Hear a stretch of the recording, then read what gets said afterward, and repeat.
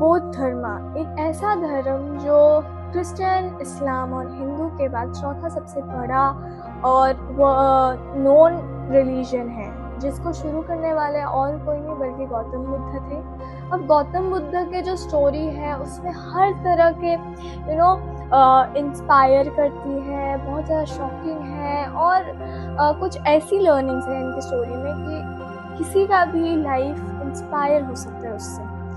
So hi guys, this is Priya, welcome back to my YouTube channel study bits with Priya. और आज मैं फिर से आ गई हूँ आप लोगों के लिए एक नया वीडियो लेके, एक नया टॉपिक में, जो है story of Gautam Buddha, which is really interesting. So ज़्यादा टाइम वेस्ट नहीं करके let's go and learn about it. तो गौतम बुद्ध के जन्म लुम्बिनी बोल के एक जगह में हुआ था, जो अभी फिलहाल in the present time Nepal में स्थित है। और एक राजघर में, मतलब एक राजा के घर में वो पैदा हुए थे। उनके पापा का नाम था शुद्धोधन और उनके माँ का नाम था महामाया। तो दोनों ही राजा रानी थे। और फिर जब गौतम बुद्ध जन्म हुए थे, जब वो पैदा हुए थे, उनका पहला नाम गौतम बुद्ध नहीं था, उनका पहला नाम सिद्धार्थ गौतम था। क्योंकि गौतम बुद्ध जो नाम है, उनको जब उन्होंने ज्ञान प्राप्त किया था उसके बाद उनका नाम गौतम बुद्ध पड़ा था, बट पहले उनका नाम सिद्धार्थ गौतम था। और सिद्धार्थ गौतम के पहले की जो ज़िंदगी है, पहले कुछ साल, बीती हुई साल की जो ज़िंदगी थी, वो बहुत ज़्यादा ऐश आराम मज़ा वैसे गुजरा था। क्योंकि उनके पिता कभी भी नहीं चाहते थे कि गौतम बुद्ध कभी भी दुख या पीड़ा से मिले, या फिर कभी भी उनको वो सारी चीज़ें महसूस हो। क्योंकि जब गौतम बुद्ध पैदा हुए थे, उसमें एक भविष्यवाणी की गई थी, जहाँ पर उनको बताया गया था कि गौतम बुद्ध आगे जाकर बड़े होकर जो राज गद्दी है वो नहीं संभालने वाला, उसके अलावा वो धर्म के ऊपर ज्ञान देते फिरेंगे, मतलब लोगों को उन एक धर्म के ऊपर वो बताते फिरेंगे। जिसके बाद राजा शुद्धोधन बहुत ज़्यादा चिंतित हो गए थे, बहुत ज़्यादा डर गए थे। इसीलिए कभी भी सिद्धार्थ गौतम को कभी भी उन्होंने दुख से या फिर कभी भी उनको तकलीफ ही नहीं दिया। हर एक इच्छा जो गौतम बुद्ध चाहते थे, तो हर एक इच्छा उनका पूरा किया जाता था।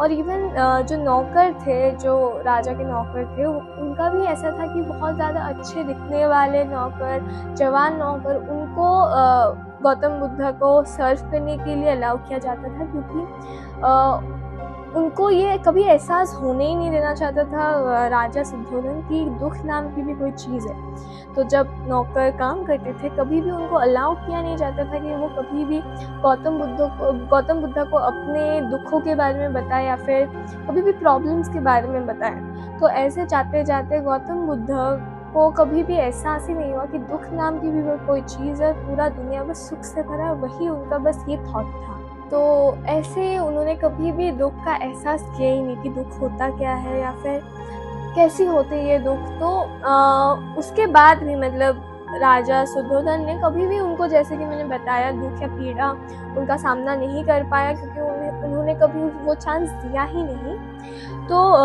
उसके वजह से वही लग्जरी लाइफ उन्होंने कंटिन्यू करने का डिसीजन लिया था राजा शुद्धोधन ने। और गौतम बुद्ध का शादी एक बहुत उनकी पसंद थी, बहुत सुंदर सी लड़की के साथ कर दिया। और वो लोग बहुत ज़्यादा ऐश और मज़े के साथ जी रहे थे अपनी ज़िंदगी। और उसी टाइम जब वो चल रहा था, तभी भी कभी भी गौतम बुद्ध को अपने लाइफ से सेटिस्फैक्शन मिला नहीं था, जिसके वजह से ही वॉज रियली क्यूरियस कि बाहर क्या है, क्योंकि वो कभी भी बाहर की दुनिया में गए ही नहीं थे। तो 29 साल में एक बार, पहली बार के लिए वो बाहर की दुनिया से गए, मतलब महल से निकलकर वो बस बाहर निकले ही थे, तो उन्होंने बहुत कुछ देखा जो उनको बहुत ज़्यादा शॉक कर गए। बूढ़े आदमी, बीमार, मरे हुए इंसान। When he saw all these, मतलब उनको तभी समझ में आया कि ऐसी तरह के दुख हर इंसान इस वर्ल्ड में भुगतना पड़ता है, हर इंसान को भुगतना पड़ता है, हर इंसान ये चीज़ें एक्सपीरियंस करता है, जिससे उसको समझ में आए कि लाइफ में सुख ही नहीं बल्कि दुख भी होता है। और दुख इज समथिंग कि वो हर किसी के लाइफ में हर समय ही रहता है। अब ऐसे ही वो जब दूसरे दिन निकले अपने महल से, तो उन्होंने देखा कि एक सन्यासी, एक मॉन्क, एक पेड़ के नीचे बैठ के मेडिटेशन कर रहा है। जिसको देखे उसको एहसास हुआ कि ये इंसान दूसरों से मुझे अधिक खुश और शांत और बुद्धिमान नजर आ रहे हैं। तब उन्होंने उनको देखकर ये फैसला किया कि वो महल छोड़कर इनकी तरह ही, मॉन्क की तरह ही, एक सन्यासी की तरह ही जिएंगे, मेडिटेशन करेंगे और अपने बाकियों के प्रॉब्लम्स जो होते हैं उनके सल्यूशंस निकालेंगे। तो फिर जैसे कि मैंने बताया, उन्होंने राजपाट को, उनकी लग्जरी लाइफ को त्याग देने का डिसीजन लिया और फिर उन्होंने उसी मॉन्क की तरह सन्यासी बन के रहने का फैसला किया, जिससे वो अगले 6 सालों तक पेड़ के पत्ते फल खाकर ही मतलब अपना ज़िंदगी गुजार रहे थे और अक्सर वो मेडिटेशन करते थे। और कभी कभी ऐसा भी होता था कि वो मेडिटेशन के अंदर इतना डीप चले जाते थे, इतना ज़्यादा विलीन हो जाते थे कि वो कई दिनों तक उनको खाने या पीने की होश ही नहीं रहता है और बस वो मेडिटेशन में ही रहते हैं। ऐसे करते करते बहुत दिनों के बाद अगर उनको देखा जाए तो उनका शरीर बिल्कुल कंकाल की तरह बन गया था, जिसमें बस हड्डियाँ ही नज़र आ रही थी। और एक दिन ऐसा हुआ जब वो मेडिटेशन वापस से कर रहे थे तो उन्हें एहसास हुआ कि जैसे इंसान अगर अपना इच्छा ही ख़त्म कर दे तो शायद किसी दुख या चिंता करने की कोई रीज़न ही नहीं रहा होगा।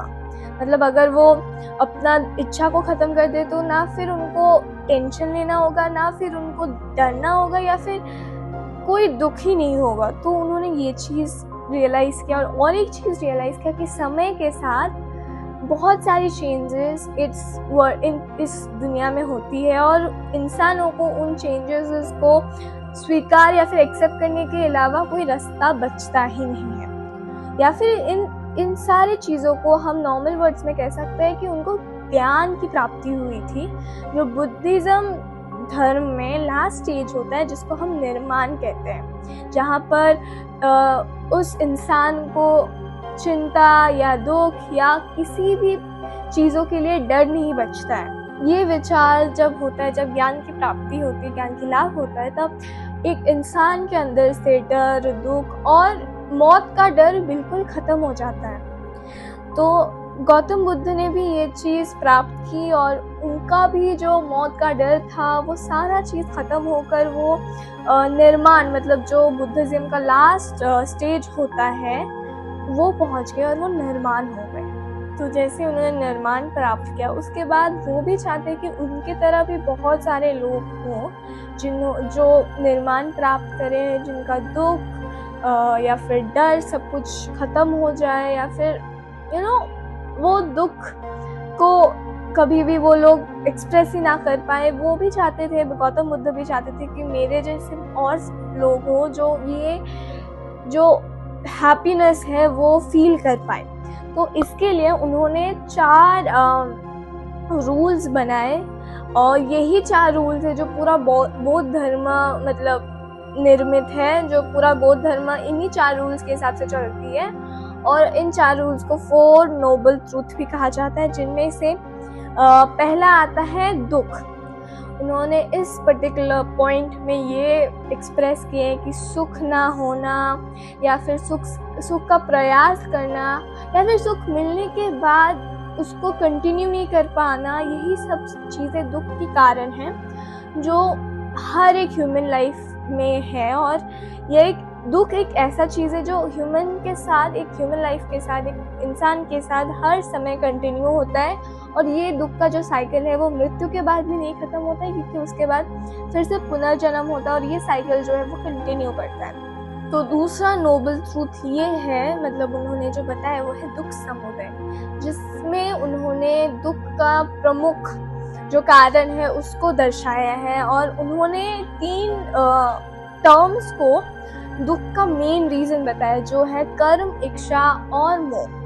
तो तीसरा जो नोबल ट्रूथ है जो गौतम बुद्ध ने बताया है वो है दुख निरोध, जिसमें उन्होंने बताया है कि जो इंसान का दुख है उसका ख़त्म होना इम्पॉसिबल नहीं है, ये असंभव नहीं है, क्योंकि दुख का जो प्रमुख कारण है वो है खुद इंसान के खुद के दिमाग की वजह से बहुत सारे दुख उनके पास आते हैं, और वो चाहते हैं, गौतम बुद्ध चाहते हैं कि उनके जैसे लोग ध्यान करें, मेडिटेशन करें, जिससे उनको निर्वाण प्राप्त हो और वो ये दुख से रिलीज हो जाए, दुख से मतलब दुख खत्म हो जाए उनका।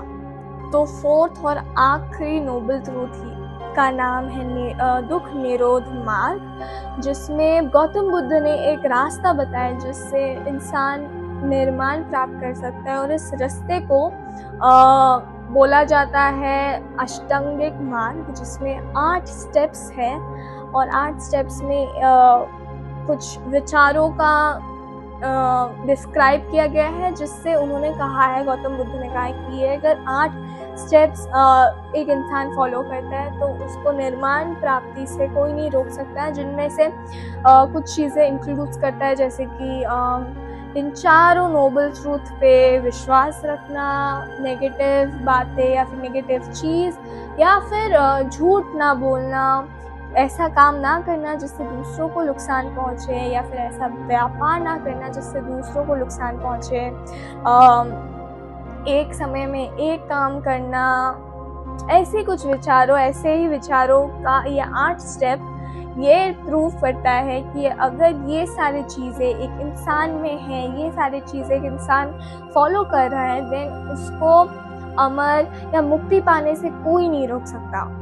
तो ये था आज का वीडियो, जिसमें गौतम बुद्ध के सारे लर्निंग्स, गौतम बुद्ध की स्टोरी, और कैसे बुद्ध धर्म आगे बढ़ा, जो काफ़ी ज़्यादा इंस्पायरिंग और have lots and lots of learning. So I hope ये वीडियो आपको अच्छा लगा होगा, और प्लीज़ लाइक करिए मेरे वीडियो को, कमेंट करिए हाउ वाज इट, एंड अगर आपको किसी टॉपिक के बारे में जानना है so please comment me, I might make video next about that topic. और प्लीज़ बेल आइकन दबाइए, शेयर कीजिए, and hope so guys next video में मिलेंगे। So bye bye guys, love you.